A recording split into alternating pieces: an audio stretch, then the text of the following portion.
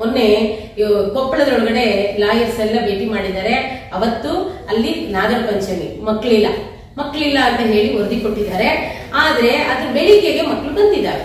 ಅವತ್ತು ಮಕ್ಕಳಿರ್ಲಿಲ್ಲ, ಯಾಕೆ ಪ್ರಶ್ನೆ ಕೇಳ್ತಾ ಇದ್ದಾರೆ. ನಾವು ಸಾಂಪ್ರದಾಯಿಕ ದೇಶದೊಳಗಿದ್ದೀವಿ, ಸಂಪ್ರದಾಯಬದ್ಧವಾಗಿ ಹಬ್ಬಗಳನ್ನ ಮಾಡ್ತಾರೆ ಜನ, ಮಕ್ಕಳನ್ನ ಕಳಿಸೋದಿಲ್ಲ. ಅಂತ ಹಬ್ಬಗಳಲ್ಲಿ ನೀವು ಸಾರ್ವತ್ರಿಕ ರಜೆಯನ್ನ ನಮಗೆ ಕೊಡಿ. 300 ದಿನ ಫೀಡಿಂಗ್ ಅಂತ ನೀವೇನ್ ಹೇಳ್ತಾ ಇದ್ದೀರಿ, ಆ ಫೀಡಿಂಗ್ ಅನ್ನ ಮನೆಗೆ ಕೊಡೋ ವ್ಯವಸ್ಥೆ ಮಾಡಿ, ಅಂಗನವಾಡಿ ಕೇಂದ್ರಗಳಿಗೆ ರಜೆ ಕೊಡಿ. ಇಲ್ಲಿ ಬೋಗಸ್ ಕೆಲಸ ಮಾಡಿಸ್ತಕ್ಕಂಥ ಕೆಲಸವನ್ನ ಕೈ ಬಿಡೋದಿಕ್ಕೆ ನಾವೇನೆಲ್ಲ ಬದಲಾವಣೆಗಳಾಗಬೇಕು. ಯಾವತ್ತು 50 ವರ್ಷದಲ್ಲಿ ICDS ಬಂದಾಗಿದ್ದಂತ ನೀತಿಗಳೇ ಇದೆ.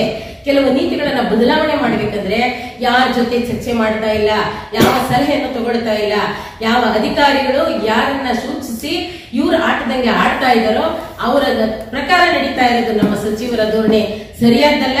ಇವತ್ತು ಪೌಷ್ಟಿಕ ಆಹಾರದ ಬಗ್ಗೆ ನಾವು ಹೆಚ್ಚು ಮತ್ತು ಗೌರವಧನ ಹೆಚ್ಚಳ ಮಾಡಬೇಕು, ಆಹಾರವನ್ನ ಬದಲಾವಣೆ ಮಾಡಬೇಕು.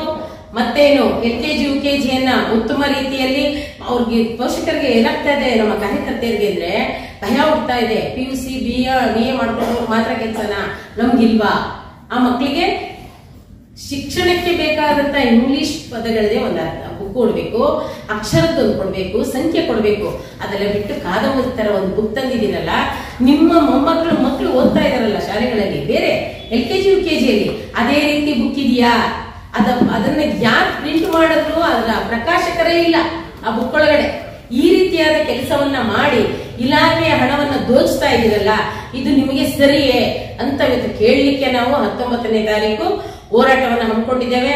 ನಮ್ಮ ಕಾರ್ಯಕರ್ತೆಯರು, ನಿವೃತ್ತಿಯಾದವರು ಮತ್ತೆ ಹಾಲಿ ಇರ್ತಕ್ಕಂಥ ಎಲ್ಲಾ ಕಾರ್ಯಕರ್ತರು ಅಂಗನವಾಡಿ ಕೇಂದ್ರಗಳನ್ನ ಬಂದ್ ಮಾಡಿ ಈ ಇಲಾಖೆಯ ಇರ್ತಕ್ಕಂಥ ಕರಪ್ಷನ್ ಅನ್ನ ಮತ್ತು ಒಳ್ಳೆಯ ವ್ಯವಸ್ಥೆಯನ್ನ ಮತ್ತೆ ಮರಳಿ ಪಡೆಯಲಿಕ್ಕೆ ಈ ಹೋರಾಟವನ್ನ ಮಾಡ್ತಾ ಇದ್ದೇವೆ. ಪೋಷಕರು ಕೂಡ ನಿಮ್ಮ ಆಹಾರವನ್ನ ಚೆನ್ನಾಗಿಲ್ಲ ಅಂತ ನಮ್ಮ ಕಾರ್ಯಕರ್ತರ ಹತ್ರ ಕೇಳೋದಲ್ಲ, ಈ ಸರ್ಕಾರಕ್ಕೆ ಕೇಳೋದಕ್ಕೆ ನೀವು ಕೂಡ ಎಚ್ಚೆತ್ತುಕೊಳ್ಬೇಕು ಅಂತ ಹೇಳಿ ಈ ಒಂದು ಪ್ರೆಸ್ ಮೀಟ್ ಮುಖಾಂತರ ಮತ್ತೆ ನಮ್ಮ ರಾಜ್ಯದ ಕಾರ್ಯಕರ್ತೆಯರಿಗೆ, ಪೋಷಕರಿಗೆ ಹೇಳಕ್ ಇಷ್ಟಪಡ್ತೇವೆ. 19ರಂದು ಹೋರಾಟದಲ್ಲಿ ಮುಖ್ಯಮಂತ್ರಿಗಳು, ಸರ್ಕಾರ ಭಾಗವಹಿಸಿ ಈ ಸಮಸ್ಯೆಗಳನ್ನ ಬಗೆಹರಿಸದೇ ಇದ್ರೆ ಮುಂದಿನ ಹೋರಾಟವನ್ನ ಹೇಗೆ ಮಾಡಬೇಕು ಅಂತ ನಾವು ತೀರ್ಮಾನ ಮಾಡಬೇಕಾಗತ್ತೆ.